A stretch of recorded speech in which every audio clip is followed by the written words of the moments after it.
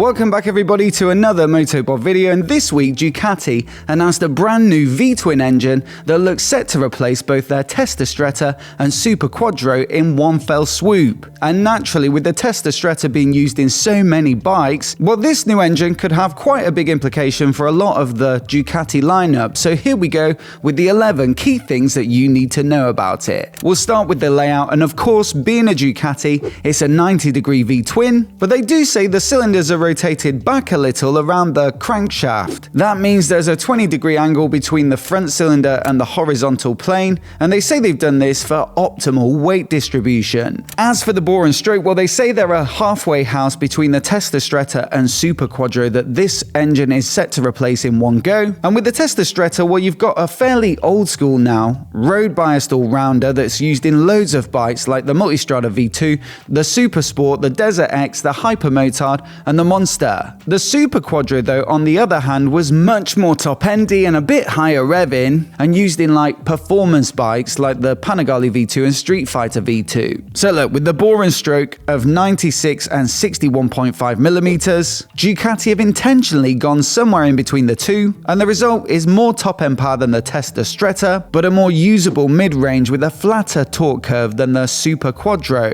This should make for a really good engine on the road, which is more so what it's designed for as opposed to the track. So peak power comes in at either 115 horsepower or 120, depending on which of the two configuration is used for that specific bike, and with both versions it comes in at 10,750 RPM, with the red line coming at 11,350. So that is indeed about 10 horsepower more than the Testa Stretta, which made its peak power a little lower, around 9,000 RPM. But clearly it's not going to be as much as the Super Quattro, which did 155 horsepower at 10,750 RPM. But look, it was built to have all that power at the top. You see, its peak torque figure of 104 Nm does sound pretty impressive, but it is up at 9,000 RPM. And if you look at the chart for the Super Quattro on the Ducati website, you can see that in the lower revs it looks a little less strong. Now this new engine, the new V2, does look a little bit down if you just look at the peak torque figures, so 93 or 92 Nm depending on those two engine versions at 8,250 RPM. And so not only is that higher in the rev range than the Testa Stretta's peak torque, but also it doesn't sound that far off the Super Quattro. Thing is though, it does have a little bit of a trick up its sleeve, and that's the IVT, or intake variable timing system, which they say helps to give it an additional boost in the low revs, which might not be reflected in those peak torque figures. Ducati say in the press release that it's a phase variator at the end of the intake camshaft, and it can constantly change the timing of the intake valves through a fairly wide spectrum of 52 degrees, and it's completely gradual, so there's no step like with BMW shift cam, for example. That means it should be nice and progressive, which is probably reflected in the fact that they claim more than 70% of peak torque is in fact already available at 3,000 RPM, and between 3,500 and 11,000 RPM, the torque value never drops below 80%. So look, all sounds rather good and like a neat technical solution.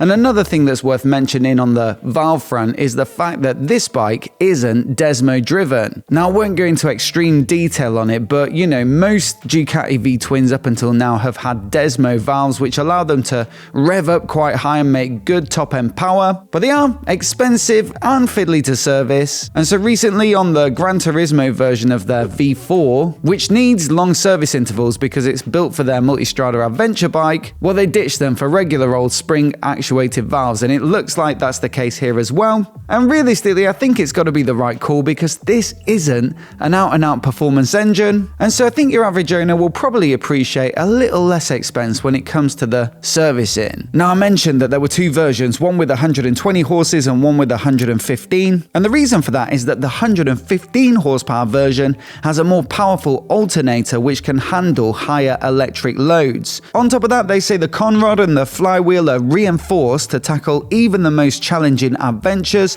and offer a smoother response in relaxed riding. The resulting increase in moment of inertia, equal to 12%, in fact determines a greater smoothness of operation at low revs. Then they also say they've shortened first and second gear to make it easier to pull away when you're starting off on steep slopes. And so look, with the additional electrical power, the extra inertia, the shorter gears, this one is almost certainly destined for a new Multistrada V2 and potentially an updated Desert X in the near future. Then I'd imagine the 120 horsepower version will be in the majority of their road bikes, so if they update the Monster, the Hypermotard, the Super Sport, it'll go in those. But if on the other hand you want to hit the track, then there is a race exhaust system which gives you another 6 horsepower on top of that existing 120. They also say it'll give it more torque with another 5 Newton meters, pushing it up to 98 peak. And if that isn't enough already, it also sheds a decent amount of weight with 4.5 kilograms saved. Speaking of weight, that's one of the big goals for this new engine, to slim it down versus those engines it replaces, and so it tips the scale at 54.4 kilograms on its own, which they say is 9 kilograms less than the Super Quadro 955, almost 6 kilograms less than the Testa Stretta, and also just under 6 kilograms less than the Desmo Due Scrambler. Now look, 5 or 6 kilograms might not seem like a great deal, but if you think about how hard they'd have to work to find that on other parts of the bike, then it really is pretty good. Naturally, being a modern engine, it's controlled by a ride-by-wire throttle system, and it says in the press release that they're planning 4 power modes to allow the delivery to be adapted to suit the current riding conditions and I guess the genre of the bike. Interestingly though, there's a different map for this engine for each of the gears, which is something I first remember reading about with the Panigale V4. So the throttle response is specifically optimized for the gear that you're currently in. And so I think in simple terms that means they could make it a little more relaxed in first gear, for example, but then make it more lively in sixth, where it needs a bit more oomph to make it feel more responsive. On top of all this, they also say there's quite a lot of thought gone into the packaging to keep the engine neat and slim. So stuff like they've put the water pump on the head of the front cylinder